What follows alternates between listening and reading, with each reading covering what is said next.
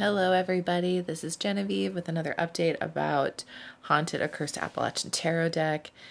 This is for the folks that just want to listen passively versus reading a bunch of text that I put on a blog, so feel free to either read or listen or both.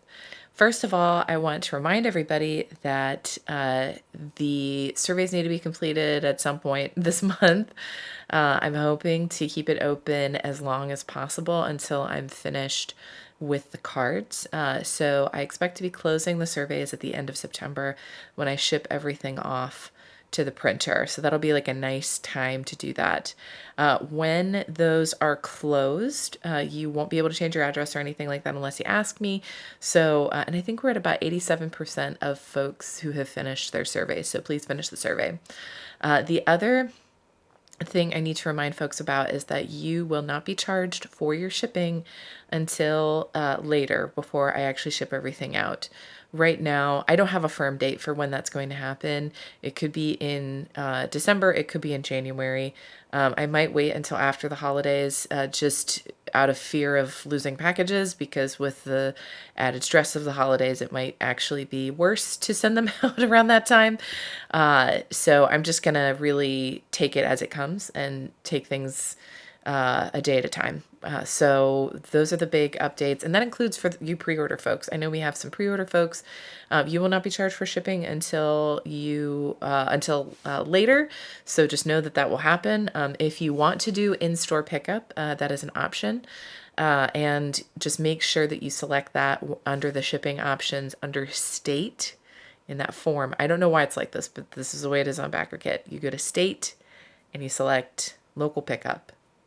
And I will let you know where that local pickup is closer to that date. It's going to be in Millvale as one of the locations, but there might be other locations as well. I just need to confirm it. So those are the two very important things I always put at the top. Now let's talk about the cards. So I'm actually making, I think, pretty good progress. It's been interesting. It's been an interesting summer. I've been a little bit busier with some freelance stuff and with some just other things on my plate, personal things on my plate, that it is not interesting or relevant to this update, other than the fact that, I have that anxiety of wanting to work all the time and wanting to finish this as fast as possible, because that's just how I am. Like, even in college, I would be the person who wanted to turn in their paper like 2 weeks early because I just really wanted to get it done and get it off of my plate. And I've had to really remind myself that I do have some time, that you guys are not screaming down my back for this. I know that you're excited about it, but you're not going to like murder me if I don't, get it to you immediately. That a lot of the anxiety and fear that I have around getting it done is me pressuring myself. And then I remind myself that it's really important that I create the best product possible. So that is what I'm doing. And I'm really excited about the cards that I have to share with you. I'm going to put some of them up on the screen while, I talk about this. So you can see some of them. But I actually have kind of a cool story about one in particular that just happened yesterday, and it kind of helped prompt doing an update. I'm not great at updates because I just want to be working all the time. But again, I've also had to teach myself that updates are part of the process, and it's really important for me to be communicating with you all. So yeah. So yesterday I was working on a card. I was working on the Justice card, which is a card that was funded by a real person that wanted to be in the deck. So I had talked with this person about a particular idea that I had for the card, and I settled on the Trans-Allegheny Lunatic Asylum. Not the most PC name for what we refer to those facilities now, but that is the name of it. And I had been not struggling on the card, but sort of playing around with it and thinking about and doing research on the facility. And for those that are unaware, it was also known as the Weston Psychiatric Hospital in West Virginia. And was open until 1994, and had actually opened during the Civil War, when it initially actually started construction before the Civil War, was delayed by the Civil War, and then finished afterwards. So it initially was built in Virginia, and then when West Virginia became its own state, it is now in West Virginia. So it started off as a 250 room hospital meant only to treat a smaller number of patients, and actually had a pretty fantastic approach to mental health for its time frame. And I'll get to the details on that in particular in a minute. But over time, and with the lack of understanding around mental health, it ballooned in its capacity, and when it closed, it had over 2,500 people that were living there for a variety of reasons, many of which were not particularly relevant to mental health. And it became a really tragic place, frankly. The conditions in there were not great. Some people were okay, I guess, with what was happening there. Most people were not. It was just not a frankly, like, people were just kind of left there and abandoned there. And with the overcrowding, the facilities were just deteriorating, and the quality of life for people living there was really, really horrible. And now it has been bought by a private owner in the year 2007 and continues to have tours in the space. And if you go on YouTube, you will find so many videos of people visiting the space. So that's a very brief history of it. So I was having a conversation with my mother. My mom is actually from Natrona Heights and went to a university in West Virginia and then on to graduate school in West Virginia at WVU for a degree in social work in the 1970s, when it was still a relatively new-ish in its the way that we think about social work now. Like, that was still not in its infancy, but it was newer, I guess I should say. And it turns out, I was telling her about what I was learning about this place, and she said, "Oh, yeah, I did a graduate internship there." And I was like, "Excuse me? What? Really?" So I found out that my mom not only did her graduate level internship there, but because she was from out of state and she was not, it wasn't close to Morgantown, where she was doing her graduate work, she had to live there. She's like, yeah, really wasn't a place to stay that was like close. So I actually lived in the facility in one of the buildings there. Now, granted, it's a 666 acre space, and it's one of the largest buildings of its kind. It's like made out of a particular like stone masonry construction that and of the buildings of that kind, it is the second largest in the world, a second only to the Kremlin, which is wild. But yeah, not only did my mom work there, but she lived there, and she was. So I asked her about it. I said, "What was that like? Like, was it really sad? Was it terrible? What was, And she's like, it was really sad. She said that it was not an easy placement, that it really motivated her to not work in an institution or an inpatient setting. She realized like that wasn't something that she wanted to do, and she wound up going on to work in more outpatient settings, and a variety of different places. Actually, when she was pregnant with me, she worked in the prison system in the area that I grew up in, which is interesting. Definitely inpatient, but yeah, she didn't have to live there. So she actually wound up spending many, many years in a dialysis unit in a rural setting, so working with geriatric patients. So yeah, she learned a lot about what it was she wanted to do and didn't want to do.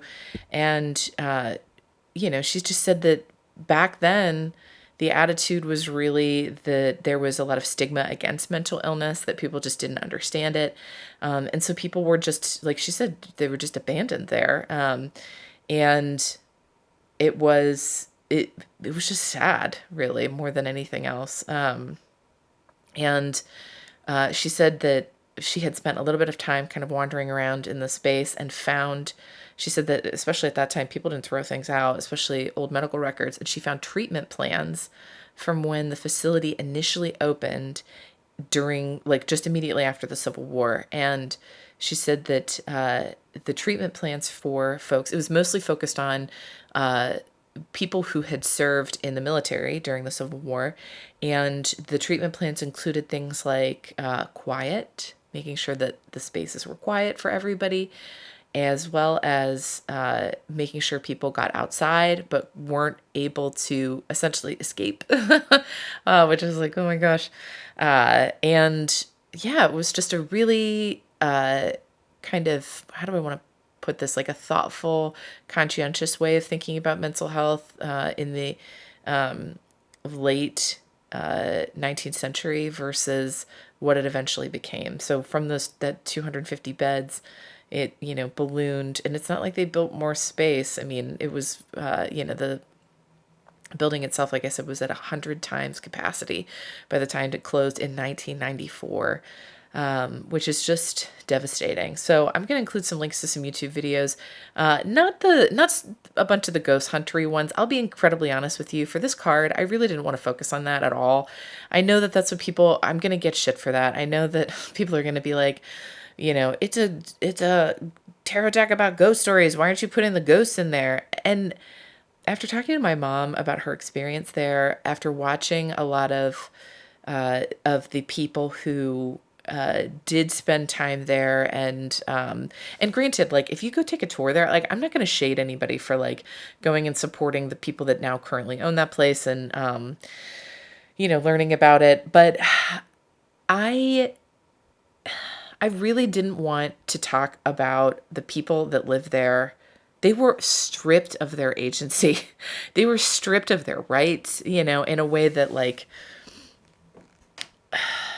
I don't know. It just didn't feel right. It just didn't feel right to like talk about ghosts in this particular card. I don't know why. I'm sure that, again, I'm going to get crap for this because, like, well, you did the Pig Lady of Candleton, but you're not doing this one. I'm like, yeah, I don't know why it feels different. It does. And I'm the artist. I guess I get to make this call. But what I really wanted to talk about was justice, which is the theme of the card, and how gray it is. The motto for this card is an attorney who specifically works in family court. And when we had our discussion about the card and I brought up this institution, she made it very clear that she was cool with where I was going with it. But in the law that she practices, it's really not about winning and losing, especially when you're talking about custody of children and quality of life for folks. It's really about making space for people to be heard. And that seemed to lend itself really well with the topic of this location. So, and also I was using her image in it, and it's not somebody who was there. So it was just kind of important to me. It's sort of a weird assignment, right? When I do these, especially when I have outside models in them, I have to do a little bit of creative gymnastics to kind of have it all work. But she's an advocate, and in a card that about justice, and in a place like what is also known as the Weston State Hospital, I think that it was important to me to talk about the gray area of justice. It was important to me to talk about a place where for decades, there were exposés coming out from journalists about this place, about the overcrowding, about the conditions inside of there. And people saw what was happening. The Department of Health saw what was happening. The state of West Virginia saw what was happening there.